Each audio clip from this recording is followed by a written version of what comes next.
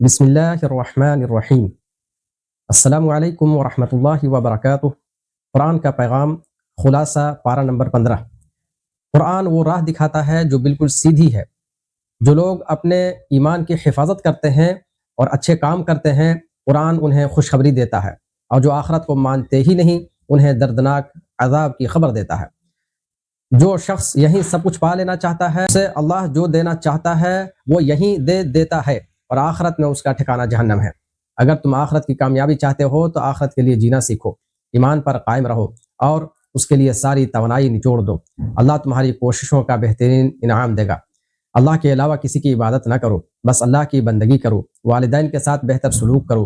وہ بوڑھے ہو جائیں تو انہیں اف تک نہ کہو، ان کے جذبات کا خیال رکھو۔ ان کے سامنے نرمی، شفقت اور احترام کی تصویر بنے رہو۔ ان کے لیے دعا کرو کہ میرے رب، انہوں نے جس طرح محبت سے مجھے بچپن میں پالا ہے، تو ان پر ہمیشہ اپنی رحمتوں کا سایہ رکھ۔ اپنے باطن کو پاک رکھو، نیک بنو اور اپنے رب سے لو لگانے والے بنو۔ تمہارا رب تمہیں اپنی مغفرت کی چادر اڑا دے گا۔ رشتہ داروں کو ان کا حق دو، مسکینوں اور بے گھر غریبوں کی مدد کرو۔ اگر کبھی تم ان کی مدد نہ کر سکو اور تم اپنے رب کی رحمت کے امیدوار ہو تو انہیں نرم جواب دے دو۔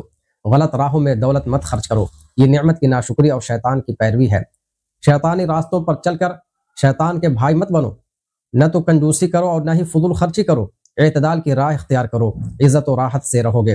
اپنی اولاد کو غربت کے ڈر سے قتل نہ کرو، یہ بہت سنگین جرم ہے۔ اللہ تمہیں بھی روزی دیتا ہے اور انہیں بھی روزی دے گا۔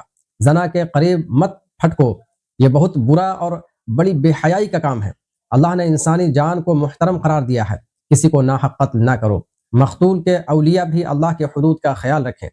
یتیموں کے بڑے ہونے تک ان کے مال کی اچھی طرح دیکھ ریکھ کرو، ان کے مال کی طرف بری نیت سے مت دیکھو۔ عہد کا پاس و لحاظ رکھو اور عہد پورا کرنا اپنی ذمہ داری سمجھو۔ ناپو تو پورا ناپو اور تولو تو ٹھیک ترازو سے تولو، یہی اچھا طریقہ ہے اور اپنے نتائج کے لحاظ سے بہتر ہے۔ جس چیز کے بارے میں علم نہ ہو اس کے چکر میں نہ پڑو، اور اپنے کانوں، اپنی آنکھوں اور اپنے دل کو اچھے کاموں میں لگاؤ۔ یاد رکھو ان سب کے بارے میں پوچھ گچھ ہوگی۔ زمین میں اکڑ کر نہ چلو، جو انداز انسانوں کو زیب دیتا ہے وہ اختیار کرو۔ اللہ نے تمہیں حکمت کی تعلیم دی ہے، اس انمول تعلیم کی قدر کرو، اور اللہ کے ساتھ کسی کو شریک نہ ٹھہراؤ، کیونکہ اس کا انجام جہنم ہے۔ زبان سے وہ بات نکالو جو اچھی ہو۔ شیطان انسانوں کے درمیان فساد ڈلوانے کی کوشش کرتا ہے۔ شیطان انسانوں کا کھلا ہوا دشمن ہے۔ اللہ کو چھوڑ کر تم کسی اور کو نہ پکارو۔ جنہیں تم پکارتے ہو وہ تمہیں کسی مصیبت سے نہیں بچا سکتے، وہ تو خود اللہ کے عذاب سے ڈرتے ہیں، اس کی رحمت کے امیدوار ہوتے ہیں اور اس سے قریب ہونے کے راستے تلاش کرتے ہیں۔ شیطان نے ٹھان لیا ہے کہ وہ انسانوں کو تباہی تک پہنچا کر رہے گا، اور اس کے لیے وہ اپنا پورا زور لگاتا ہے۔ شیطان سے بچنے کے لیے اللہ کی پناہ میں آؤ۔ جو اللہ پر بھروسہ رکھے گا اس پر شیطان کا بالکل بس نہیں چلے گا۔ آدم کے بیٹوں، اپنے مقام و منصب کو سمجھو۔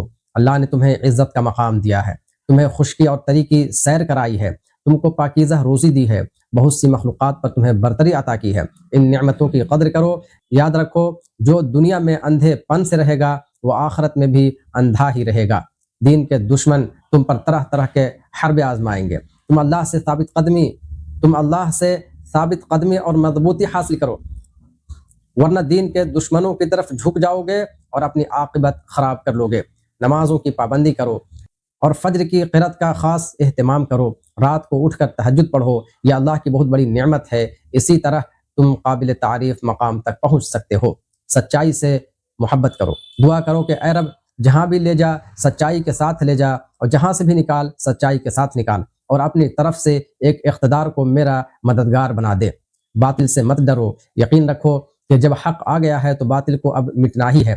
قرآن مجید سے تعلق مضبوط کرو، اس میں ایمان والوں کے لیے شفا بھی ہے اور رحمت بھی ہے۔ قرآن کو ٹھہر ٹھہر کر پڑھو، قرآن اس طرح پڑھو کہ اس سے تمہارے دل میں نرمی اور سجدے کی تڑپ پیدا ہو جائے۔ رب کی تسبیح کرو، اس کے وعدوں پر یقین رکھو، اور سجدہ ریز ہو کر آنسوؤں کا نذرانہ پیش کرو۔ کہف کے نوجوانوں کے قصے پر غور کرو۔ انہوں نے ایمان کا راستہ اختیار کیا تو اللہ نے ان کی ہدایت میں اضافہ کیا۔ انہوں نے اللہ کی وحدانیت کا اعلان کیا تو اللہ نے ان کے دلوں کو مضبوط کیا۔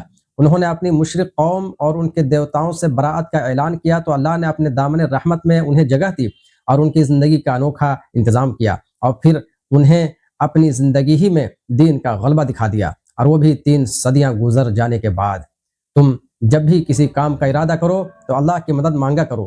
یقین رکھو کہ اللہ کی مشیت کے بغیر کوئی کام نہیں ہو سکتا۔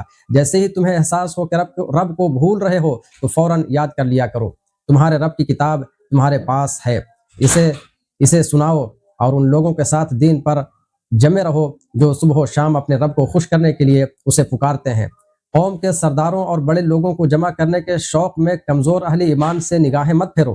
ان لوگوں کی باتوں سے متاثر نہ ہو جن کے دل اللہ کی یاد سے غافل ہیں اور جو خواہشات کے پیچھے چلتے ہیں۔ 2 باغوں والی مثال سے سبق لو۔ اللہ کی نعمتوں میں رہتے ہوئے ناشکری اور گھمنڈ نہ کرو۔ اللہ کے ساتھ کسی کو شریک نہ کرو۔ کبھی یہ مت سوچو کہ تم کسی چیز پر اللہ سے زیادہ اختیار رکھتے ہو۔ جھوٹی امیدیں نہ باندھو۔ اللہ کی دی ہوئی چیزوں کو اللہ کی اطاعت میں صرف کرو۔ تمہارا مال اور تمہاری اولاد دنیاوی زندگی کی زینت ہے۔ یاد رکھو دنیا کی زندگی ختم ہو جائے گی اور نیک اعمال باقی رہ جائیں گے، اس لیے فانی چیزوں کے پیچھے آخرت میں کام آنے والی چیزوں سے غافل نہ ہو جاؤ۔ علم حاصل کرنے کے لیے دل میں موسیٰ جیسا شوق پیدا کرو۔